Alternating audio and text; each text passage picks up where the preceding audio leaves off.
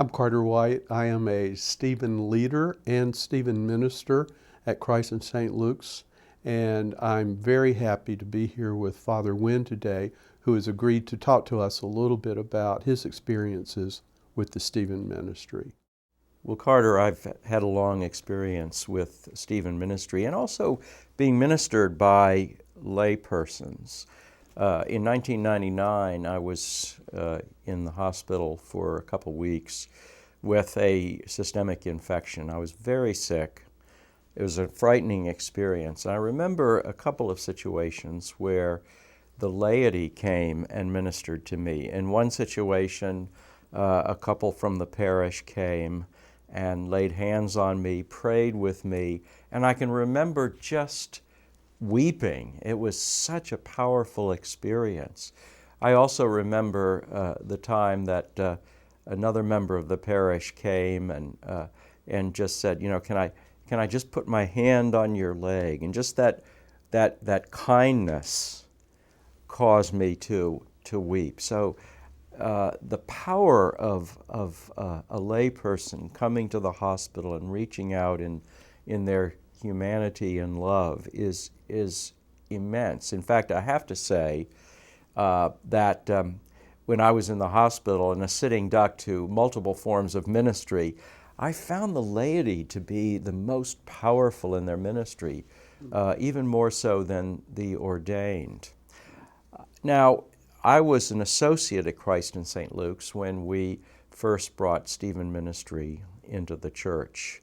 And it was a powerful tool, not only in terms of the one-on-one ministry that it involves, but it was a powerful tool for transforming the consciousness of the parish so that the parish began to see that ministry was not something simply by the ordained. It was something that the community does in care for one another. But the powerful thing I think about Stephen ministry is there's a willingness to care, but we need to know what truly is an act of caring.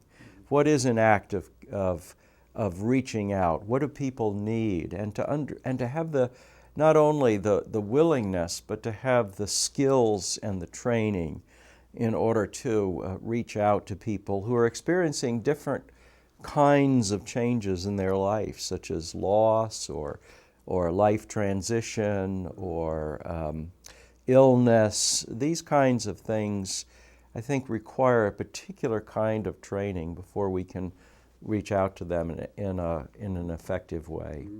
Well, Father Wynn, I understand that your mother had an experience with Stephen ministry. Could you tell me a little bit more about that? Yes, Carter, she did. My parents were members of All Saints Episcopal Church in Virginia Beach. My father had had a stroke. It was a very isolating experience for my mother, so her rector recommended that she have a Stephen minister. It was an incredible experience for her. This person came every week.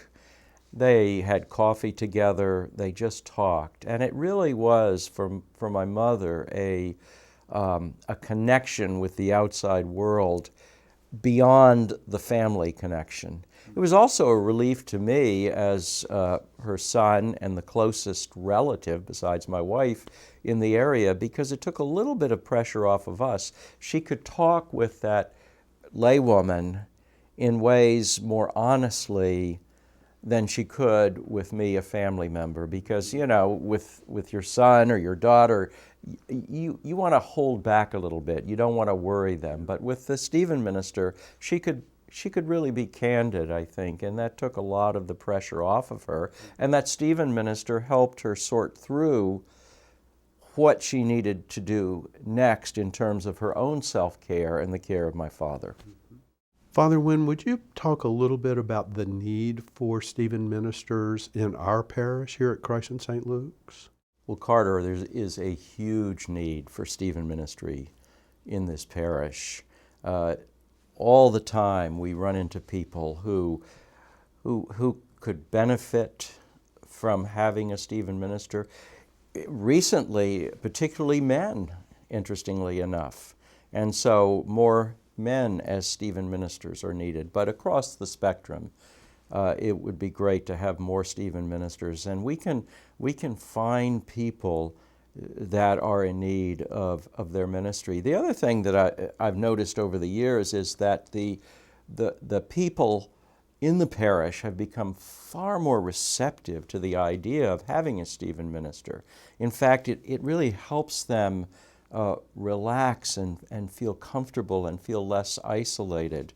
When Stephen ministry first started, the expectation was that the rector or the priest would come.